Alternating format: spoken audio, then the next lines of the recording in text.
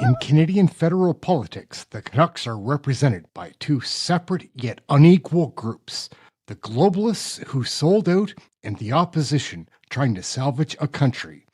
These are their stories. Good evening, everybody. Aaron here, Canadian Looney. We're going to jump back and try to reflect on what happened at the 2026 Conservative Convention in Calgary, Alberta. I found Pierre Poilievre's speech last night to be not mesmerizing, but like profound. People talk about, or the state media talks about how great Mark Carney's speech was in Davos about selling us out and having to sacrifice and world of change and fear mongering and all of the bullshit that comes along with a guy like Mark Carney, who is very smart. Everybody wants to say, oh, he's stupid. He's steering us in the wrong direction. He's very smart, and that is on purpose. Anyhow, we're trying out a new interface, and it's a lot different. I'm going to just jump in here head first and learn from the mistakes that I make. Anyhow, in the meantime, we're going to jump right into this video. I think it's the best one to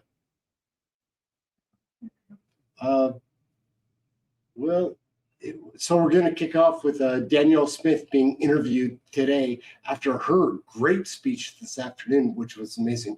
Anyhow, Aaron, Canadian Looney, like, share, subscribe. Anybody that's tuning back in, thank you very much.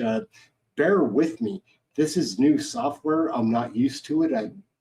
You can see me looking around. I've got a number of screens here, whatever. It looks a bit different. I think once we get into this, it's going to go somewhere pretty good. I'm not sure. Nothing ventured, nothing gained. Let's check it.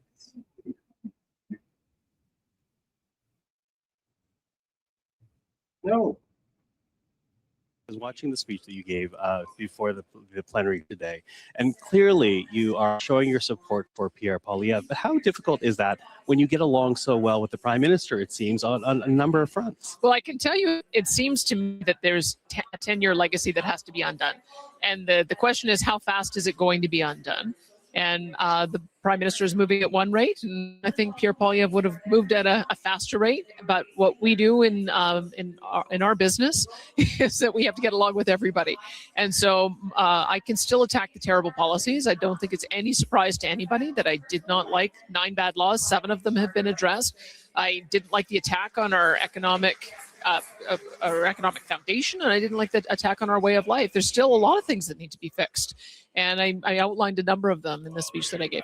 Okay, a number of things to be fixed. What would you tell the Prime Minister right now, or perhaps what you've already told the Prime Minister, in terms of what he needs to do to not only address the concerns of your province, but really at this point in time address Albertans who may be thinking of signing that petition to have a referendum? Well, as I mentioned, I mean, when I see polls that show 30% or more of Albertans that are prepared to end our relationship with Canada, I know that it's my job to give them hope. And I've told the Prime Minister exactly the same thing. I think part of that has been partially restored with the MOU that we signed in November, and we worked very hard on that, and we're continuing to work to implement it. We're going to do our part to put in a proposal in June for a bitumen pipeline to the BC coast. We had a nice trilateral meeting with David Eby, so we're trying to come to terms with how we negotiate and consult with the First Nations and what their role will be. So that's one piece of it, and so I think that is moving along well.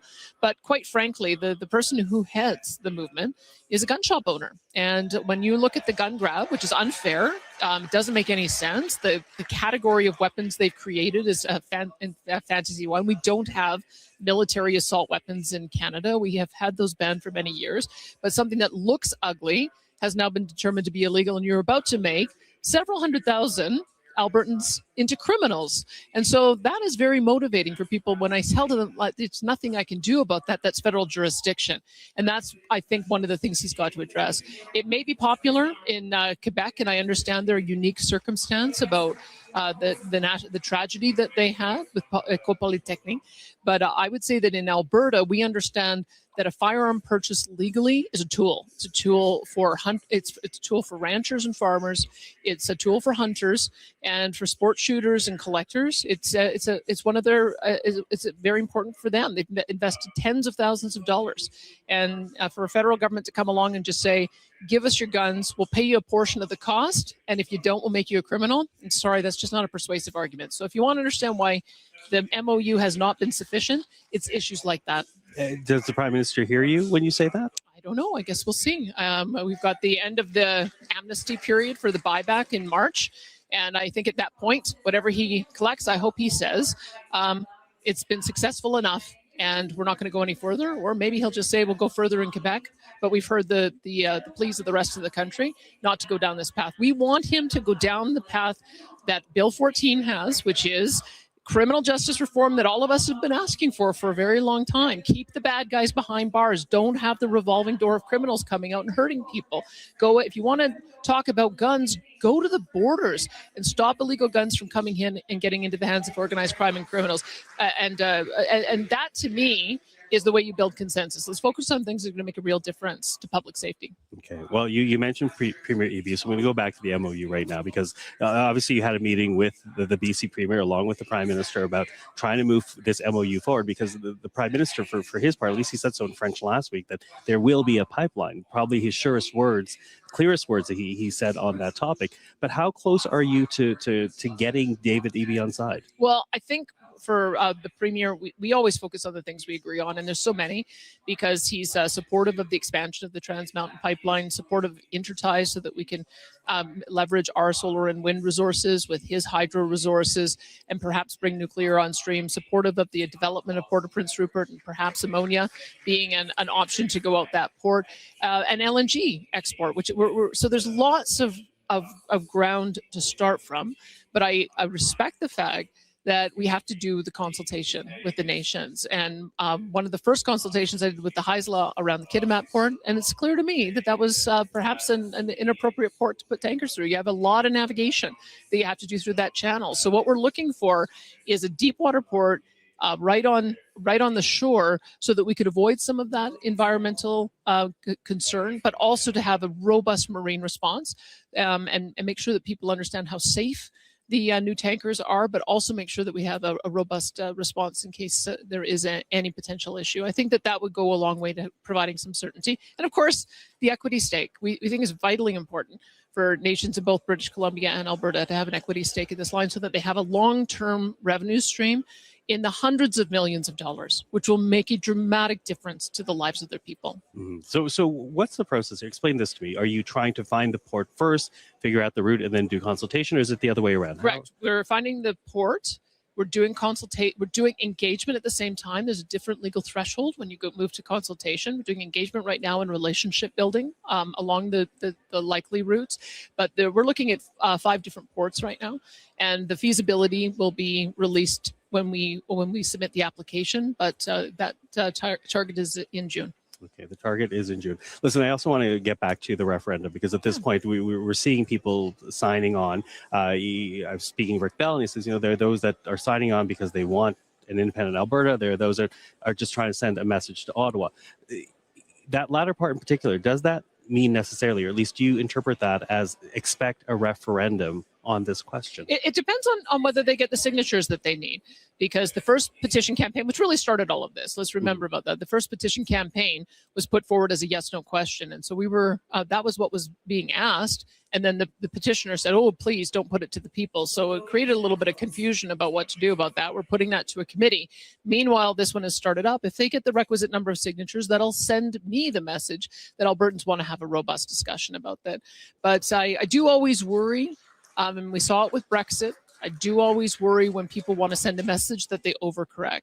And so that's why we have to get a number of things, a number of the issues that I've raised. We've got to get the dial moved on that. We've got to turn the page on the Trudeau era and make sure that Albertans can have hope again. And I think that we'd end up with a very positive result of people in my province believing Canada can work again. That's what I'm working towards. Well, ahead of that, we have the party leader opposite you, Nahid Nenshi of the NDP, calling on every member of the Alberta legislature to sign a document in support of, or rather, denouncing Alberta's sovereignty. But you push back against that. Why? Nahid Nenshi campaigned for Justin Trudeau. I think people need to understand that. So Justin Trudeau is the cause of our problems over the last 10 years. I think that the opposition leader is trying to distract from that fact. We are trying to work with both the opposition leader as well as the new prime minister to try to undo the damage that Trudeau caused to our province and the attacks on our province for 10 years. So Mr. Nenshi has to answer for his own record, and that's part of the reason he's pointing at us, because he doesn't want to tie himself to the support that he had for Trudeau all through those terrible years. Are you opening yourself up to criticism of perhaps handling the separatist movement with kid gloves? I look, as I mentioned, it's 1 million people. If you look at the polls, that 30%, and it maybe even more than that. And I have to take that seriously. People are hurt. I mean, I know it's hard to imagine, but we could have had an extra 2.5 million barrels a day of production in this province. By now, if all of those pipeline projects had got ahead, if they'd been supported by our federal government instead of not only stymied, but actually canceled, 2.5 million barrels a day, $55 billion of additional GDP to our economy, we would have probably had $10 to $12 billion in additional revenue to pay for the schools and the hospitals and the roads. And that is what is frustrating. That's one part of it. But then all the job losses, when you cannot continue to grow your economy, our young people start looking elsewhere. We have a youth employment crisis, which rose to as high as 17%. And when you look around, young people not having the hope because of escalating prices, they don't believe that they can buy a house. They don't believe that they can afford to get married and have kids. That it has real consequences when you devastate a province's economy. And what I read into that is Albertans have said, no, it's a hard red line. They're just not going to put up with it anymore. So let's work together to undo those bad policies. And I think that what we'll do is we'll be able to bring that hope to Albertans, so that if there is a vote, that it's in favor of Canada. Okay, very quick last question to you. And it has to do with delivering a pipeline on the MOU. What is the timeline? What's a realistic expectation of a timeline? Because I think when you talk about bringing hope to people of Alberta, part of it is when. Well, there's a few things. There's a number of different pipeline expansion projects that I think will happen before 2030, including Enbridge's mainline, expansion of TMX, and perhaps a project South Bow is working on with an American counterpart. I know that there's an oil by rail proposal to Nova Scotia that is being talked about in advance, even a potential for Churchill. So there's lots of things that could potentially happen. But I would say that if we get our timeline in June, we get a decision within a very short period of time. We've hoped by the fall. Then we can start the technical work, and then construction can begin. I would imagine sometime around 2030. That would be my timeline. Okay. Premier Danielle Smith, always appreciate the time. Thank you. Today, I really wanted to highlight something that I came across on social media from our former Heritage Minister and Environment Minister, Deputy PM of Canada, the Honourable Sheila Copps. She wrote actually that there's not young female conservatives here. Actually, I'll quote her. She said, "Can't figure out why virtually no young women are visible at the Conservative convention in Calgary." So I'm just wondering, ladies, if you want to stand up, quickly make yourself known, because we do exist.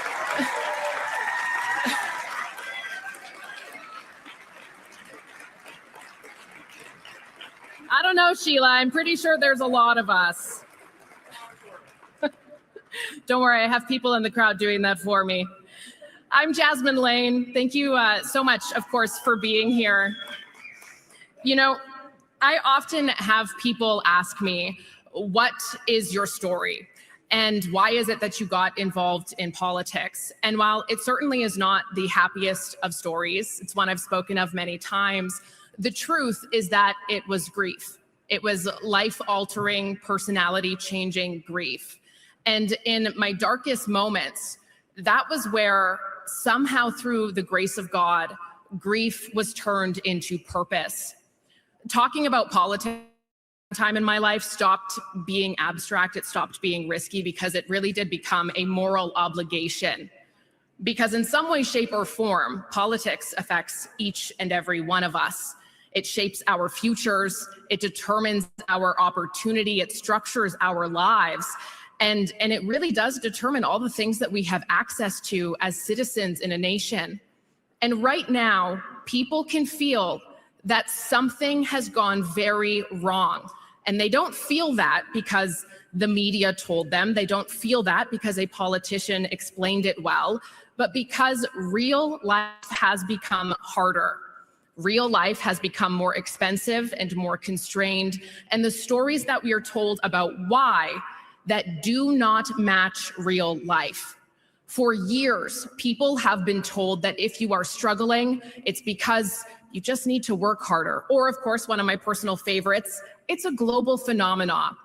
If you're angry, it's because you're misinformed. And if you question the direction and data of this government and how conflicting all of that is, it must be because you're hateful, you're fearful, or you're just unintelligent, right? And this gaslighting, it doesn't just make people doubt facts, it makes them doubt themselves. It's designed that way. It's designed to isolate you, to make you feel ashamed, to make you self-censor, and to make you believe that you are alone. And once you believe all of those things, that's when you stop talking about it. But I want you to take a moment to look around this room. You are not alone. We are witnessing right now, it's not left versus right. It's actually just right versus wrong.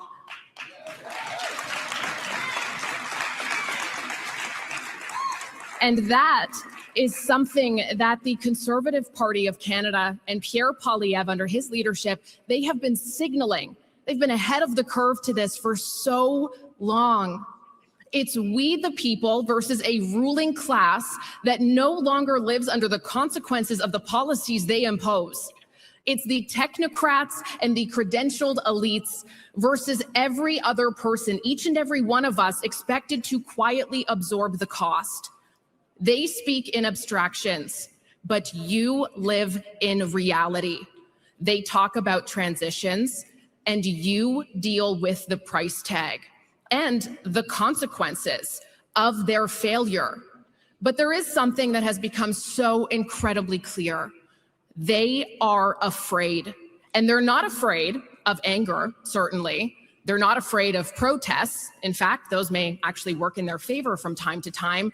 And they're definitely not afraid of slogans, especially 3-word slogans, build, baby, build. Anybody?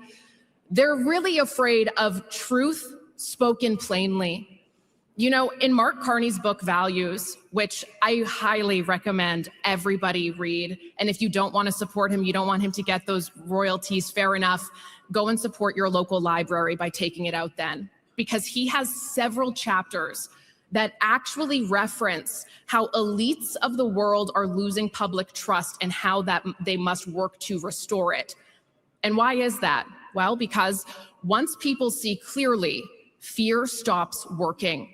That's why the smears against us never stop, and the labels continue to multiply. Because when they can't defend their record, they attack your character. When they can't point to improvement, they point fingers at the people asking for proof of it. And when they can't show results, they manufacture villains. They know something else too, though, that the most powerful, diverse, and consequential generation in this country is young people. And young people are not buying what they are selling.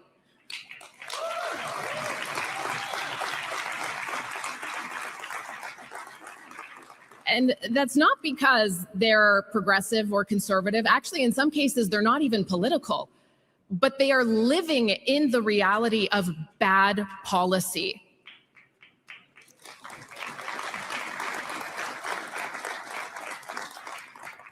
They see that debt is not compassionate, that dependency absolutely strips you of your dignity, that censorship is not for anyone's protection on the ground.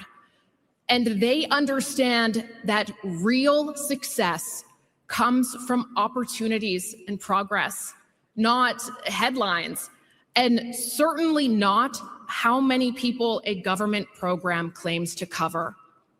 That is not leadership, and it certainly is not even close to being on the right track.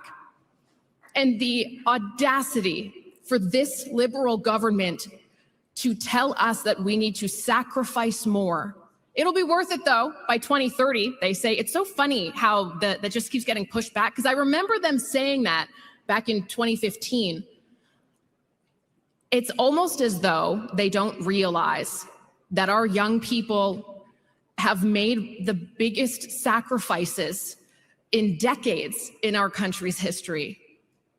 Sacrificing home ownership, the chance to be employed in a career that you love, having children, affording your dream wedding. How many people grew up with that? You'd make your Pinterest boards of all these things that you were so excited about for your future. And those are hard to achieve now. You're lucky if you achieve them. The ability to work hard and have the world be your oyster, because that was the dream that this great nation once promised them. We don't want to sacrifice anymore. We do not need to sacrifice anymore, especially not for an end goal that can't even be explained to us. We deserve honesty, and honesty is the Conservative advantage.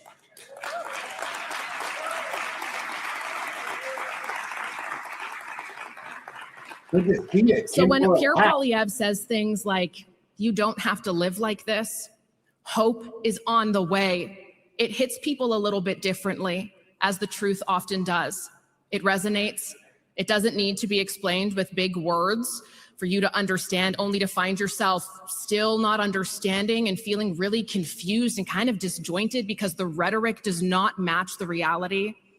As I frequently joke, if you ever watch my content, if somebody has to explain to me why something makes sense, it's probably because it doesn't. Conservatives, we have been Team Canada, promising hope, prosperity, sovereignty way before it was trendy. In fact, we were then vilified for doing that, and now all of a sudden, it's funny how we have the exact same standpoint and we're still vilified today for those same principles. And what about this liberal government? It's pretty obvious, judging by the media headlines, or how almost every single press release posted on the Prime Minister's website starts off with dangerous, divided, uncertain world. They use fear, they use panic, and they manufacture vulnerability in order to justify more control. But a government whose policies make you more dependent on them no longer serves. It owns. And Canadians are tired of being treated like spectators in their own country.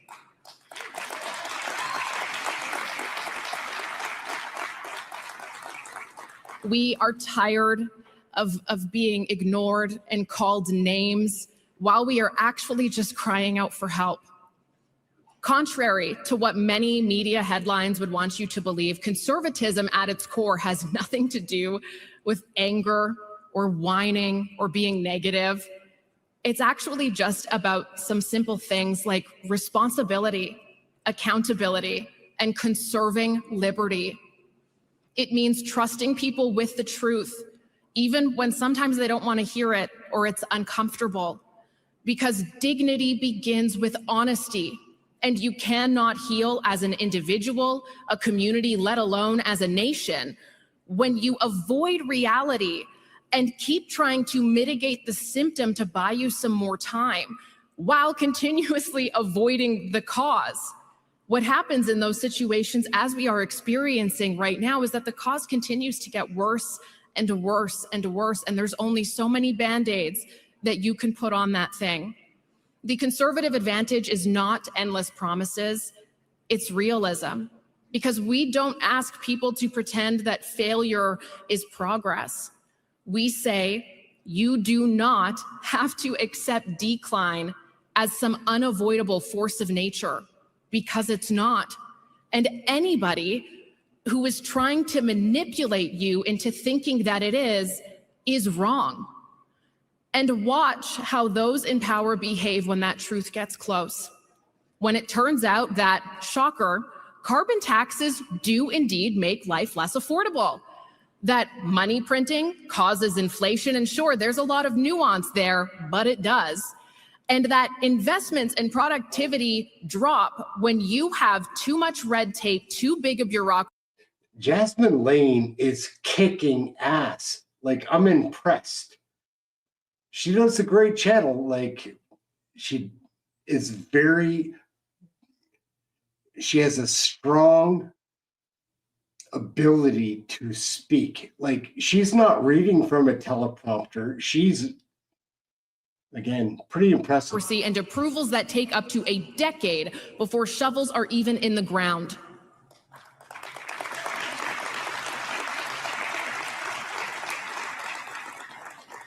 Notice in those moments what it is that becomes front page news and what quietly disappears. Notice how often personalities matter more than outcomes. They don't ask, are people actually better off because of this? They ask, well, how was his tone?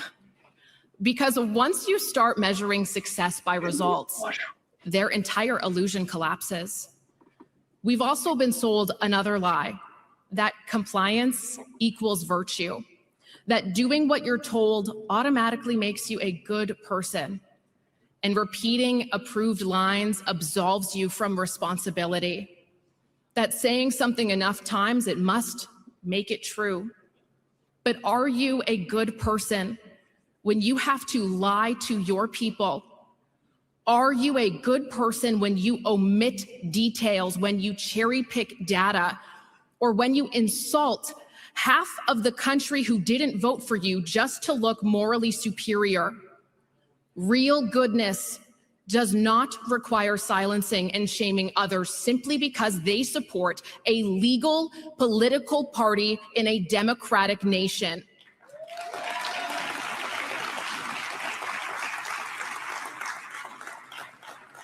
Real goodness doesn't require strategic absence of important details in order to be accepted. Truth does not need coercion. And many people in this room know this because they've lived it. I remember it when I was a kid, living in a time when debate was a productive tool to get to the best possible outcome for the most amount of people, when disagreement wasn't dehumanizing, when diversity included one of the most important diversities that is around, and it's one that they never seem to talk about: diversity of thought.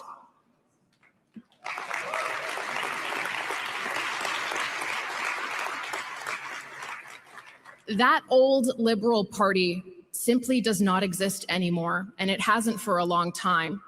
And if you doubt that, just listen to how they talk to you, asking you to celebrate another $9 billion in borrowed money for a GST rebate that doesn't solve a single affordability problem.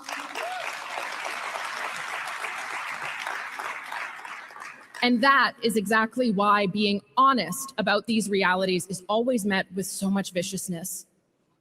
Truth, it exposes the gap between what they promised and what you're left living with. And while I know that all of this is so frustrating to listen to, and it feels like banging your head against the wall some days, I really do want to encourage you to be wise as a serpent and gentle as a dove. Be calm, be courageous, be steady, be kind, and be intentional. Know the data, know the facts, and be strategic in how you help those around you become more informed about the issues that truly matter, the ones that improve the quality of life for all of us, because good policy should make life better, not decide who is better. That is the conservative advantage.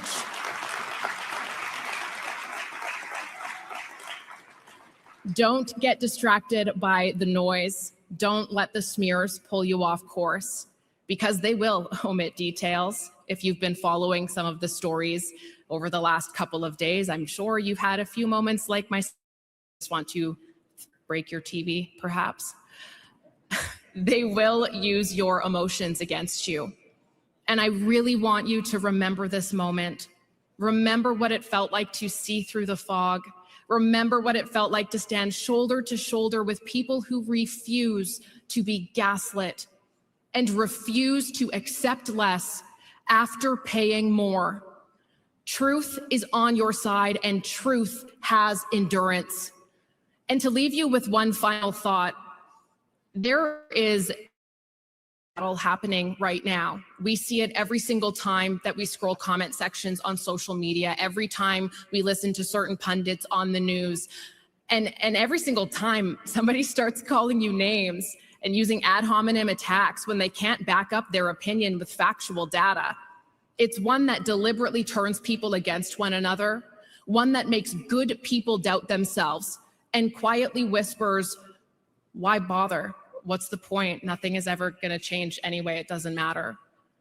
Have you ever once heard a liberal say the system is broken and I don't vote? But I bet you've heard conservatives say that. In fact, I bet some of you are in this room today. That feeling is not accidental. And you know, a dear friend of mine once asked me a very simple question. If an institution is rotten, what do? Do you burn it down, or do you get involved and reform it from the inside? The answer is always the same. You get involved, because hope is never lost. So long as people are willing to hold on to it, hope is the one thing that no politician can take from you.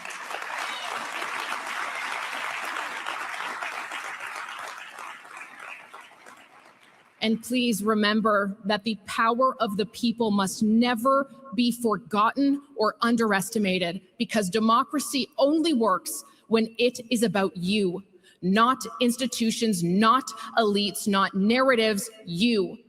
And I know how frustrating it can be. I know that it can leave you to feel kind of hopeless sometimes. I feel that too. But I see you and I hear you. And even if we have never met before, I love you and I need you to keep going, because you are not alone and you are not radicalized because your gut tells you something isn't right and you do some research on your own only to learn that your gut was onto something.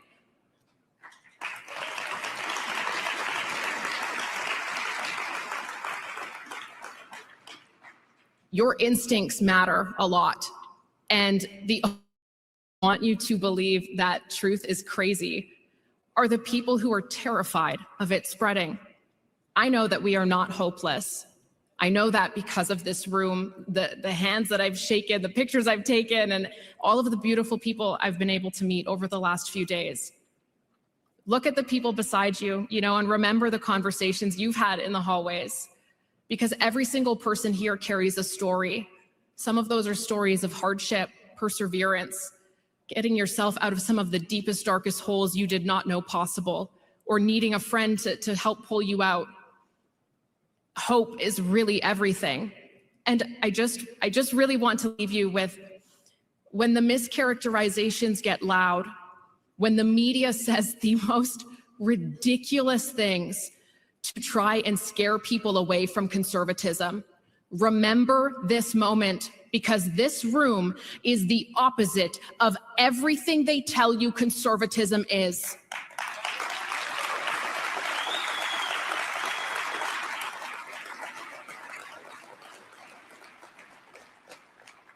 Let's keep our eyes on the bigger picture. The small disagreements, we can work through all of that later. Of course, there's lots of things to discuss and debate about, but right now, the biggest battle ahead of us is winning, and we truly only do that together. And I also, it's fine, you can clap, I'll allow it.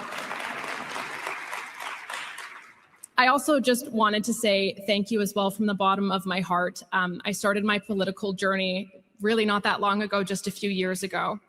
And it's been so beautiful to be welcomed with open arms the way that I have, and to have so many young people and young women in particular who come up to me all the time. And I just encourage all of you to just be kind and learn, and to educate those around you in a way that they can understand, and to not resort to the same name calling that they're trying to smear you with. And to every single person who has ever doubted me or criticized me, dehumanized me, and done what they could to discredit me, thank you. Because thanks to you, I'm here.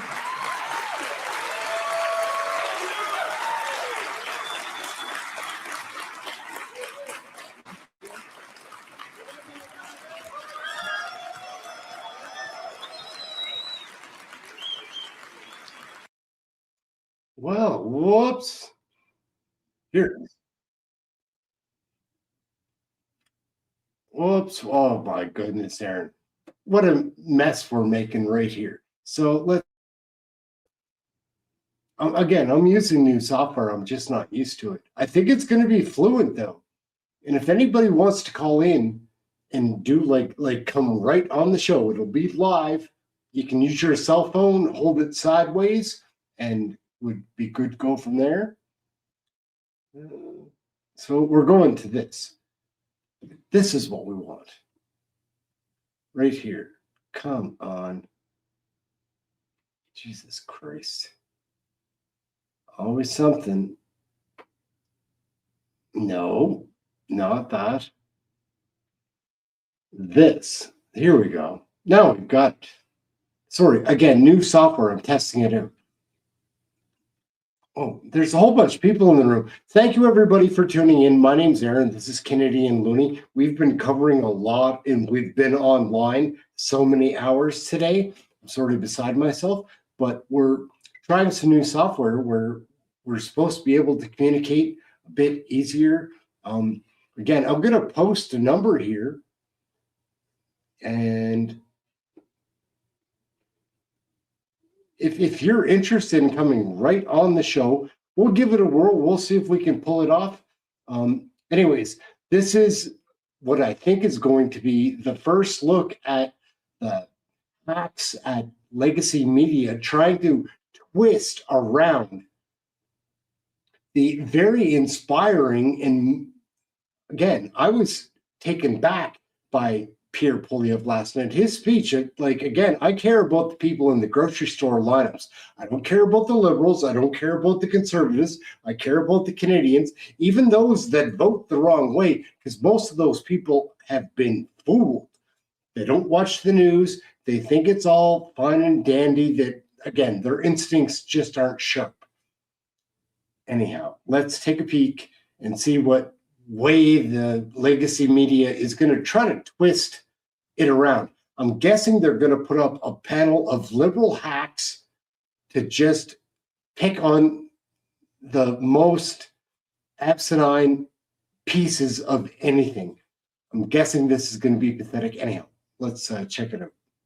Welcome back to Calgary. I'm Vashi Capellos, coming to you live from Calgary, Alberta, where the Conservatives are gathering in this room right behind me for their annual convention, standing by to hear from the leader of the party, Pierre Poilievre, who is set to deliver a 30-minute address very soon. He will then face a leadership vote. In the hours that follow, members of the party will cast a ballot expressing either a yes or no vote about whether they want to keep him on as leader of the party. A lot for us to discuss with a special panel that we have assembled for the event. Sebastian Skamsky sits next to me. He's former director of media relations to Conservative leader Pierre Poilievre. Next to him, that's Sharon Carr.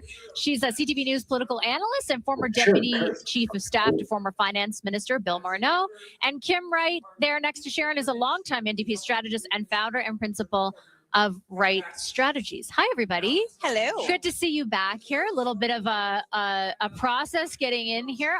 I wanted to start off, actually, we interviewed Steve Outhouse, the campaign director for the Conservative Party, who contends there will be an election before the summer, that he has very little doubt that there will not be, given the circumstances that exist right now.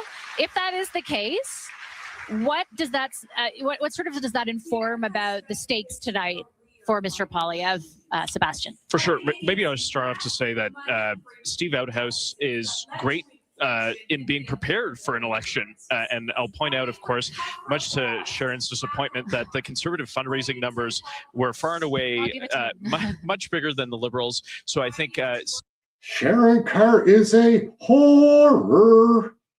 if Steve is in that position where we're preparing for an election, I'm content that's our preparedness is there. In terms of what it means for tonight, I think Mr. Poilievre is going to deliver a message directly to Canadians, to speak kind of beyond the machinations that we get stuck in Ottawa, in the Ottawa bubble, and speak to them about the hope and unity that we need in this country, because that is falling apart rapidly under Prime Minister Carney. So it'll be a big and consequential speech. Let's talk a little bit about sort of the overarching message that you're anticipating, Sharon. And I had spoken just a few moments ago with a Liberal MP who's here to observe, who was very, characterizing essentially what he expected as a message of divisiveness, right? Like you've said, of negativity. And they're kind of banking. You guys are kind of banking on that being the case, and that there's not a whole lot of resonance with that message outside of the Conservative base. Do you think that's true, given like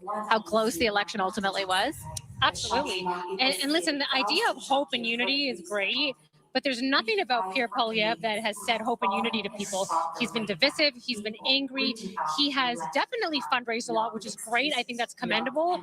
He has been able to bring a new base in, but the base that he has brought in is he's brought them in with fear, divisiveness. So, maybe he'll surprise us, and the speech tonight will be more statesman-like, but he hasn't shown that too much yet, and I think he tends to fall back on what he's used to, which is the anger. Two things about the fundraising numbers. First, money isn't everything, as Conservatives have proven over a lot of elections. They did beat, I think it's like a $20 million advantage last year over the Liberals. But if you are raising that much money, is it maybe also a reflection that there are a lot of people with whom that message does resonate? That though, Sharon may call it divisive, others may say, no, that's actually how I feel. Yeah, there's a lot of money you can raise off of red meat policies. I mean, every time the Conservatives shut down the CBC, they're going to raise millions and millions of dollars. That red meat to the base makes them bank. And there's no question they know how to do that. But what does that do in a general sense? There is that question that people had in the general election. Who is this guy? Do we want him leading a G7 nation? What does that start to look like? And that becomes a challenge. I mean, while we were waiting for this speech to start, they were playing in the background the ballad of the Edmund Fitzgerald. And if listeners and watchers know that, it's about the sinking of a ship. I'm not sure that's quite the message they want to lead into going to vote for me. But, bless a CanCon. I appreciate it. They also played Bryan Adams earlier, which I was very excited about. I also appreciated they followed it up with ironic. And it's ironic they're using signs that are the same signs that Justin Trudeau used on the podium, the For Real Change. Look, I'm excited. There's a lot of change coming. The New Democrats are going to have a new leader come the end of March. That's going to be a fascinating situation. We'll talk more about that. Yeah, for sure, because actually the NDP is a big part of this conversation and a prospective election and the chances of the Conservatives relative to the Liberals. Let's talk a little bit about the leadership vote as well tonight, Sebastian. You're obviously a member of the party. You're talking to people here tonight. Do you have any... Oh, sorry. I'm going to interrupt myself because this came a lot faster. Let's throw over to the stage. No, well, that music is a problem, guys. So... united. That's the country that we love. Not what I want. What? We call it the Canadian Promise, the deal. The professors might call it the social contract. The people have kept their part of that bargain. Working hard, spending less, following the rules. But unfortunately, the government has not kept its part of the bargain. Right now, as we gather, families are struggling to do the math. Young people are wondering if they'll ever have a job or a home. Worried parents are sitting at kitchen tables with empty fridges and empty bank accounts. And seniors worry that they're. So again, I apologize. I am unfamiliar with this software. I'm not that great at it yet, but it does these cool tricks, like being able to post the messages like this. I kind of like that. It's very busy. It takes me away from a lot of other things, but there must be some way I can figure out to get that to automatically happen. Again, we don't know. It's been a long weekend, done a lot of kind of experimenting with stuff like dropping live right away. We've picked up some new viewers, maybe got some regular viewers back to the people that have always been here. Thank you so much. I love you guys. I love this chat room. It's not a joke. Like, watching Canadian federal politics isn't the most interesting thing to do, but sometimes the most important thing to do is not interesting, like, or it's challenging in different ways. I find to watching these liberals, it blows. Here, also, get back to a screen that we can see. So, yeah, it's just not an experiment by now, but trying to do some things over the weekend that we don't usually do. I covered question period and do a great pre-show before that. That's been improving, especially over the last few months.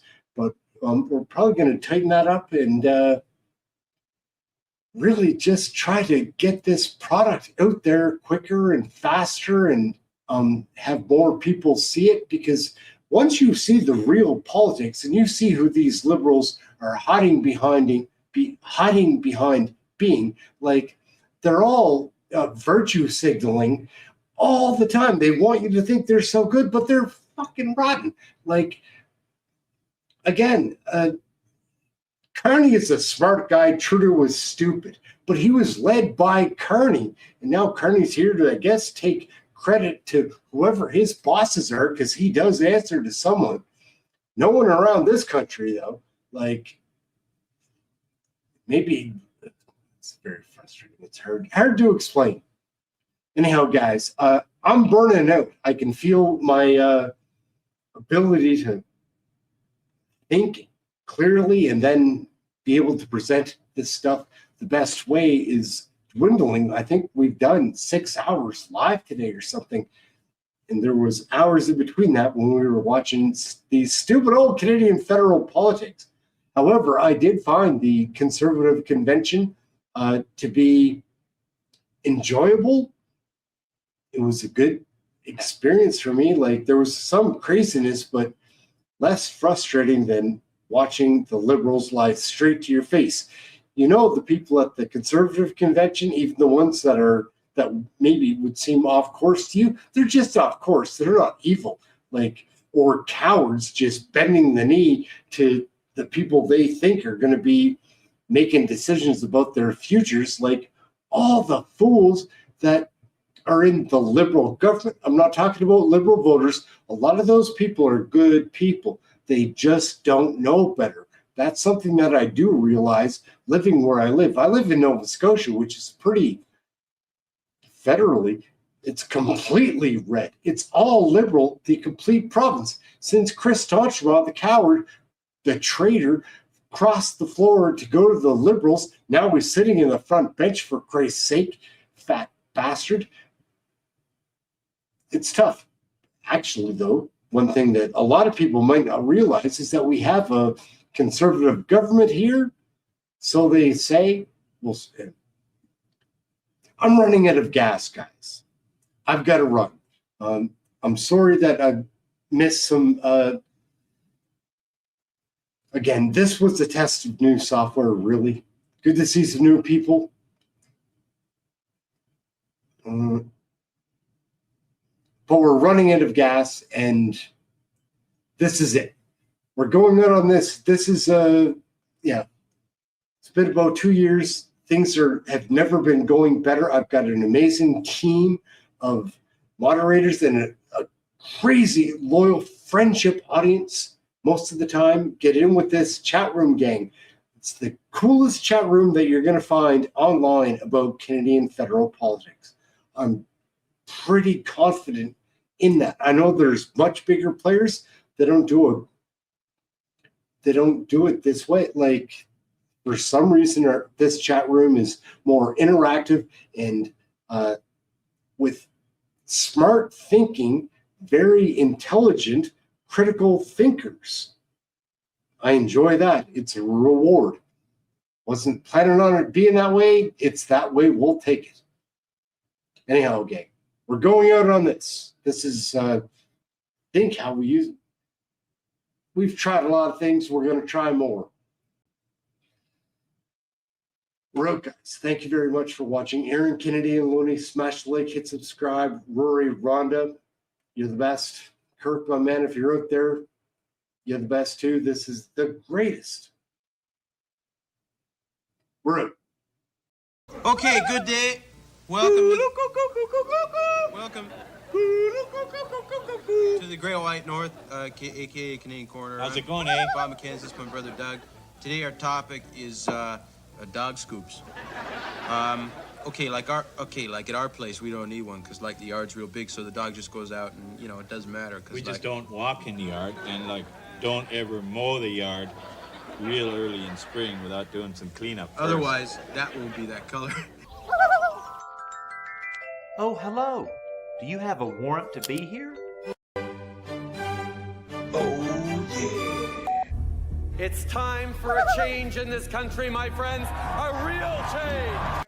Squiggle and squirm as you might, it is really hard to put lipstick on a pig. When I'm Prime Minister, I will keep my promises. WTF. Everyone has an opinion about Canadian federal politics. Justin Trudeau is a fighter. Fighters get knocked out.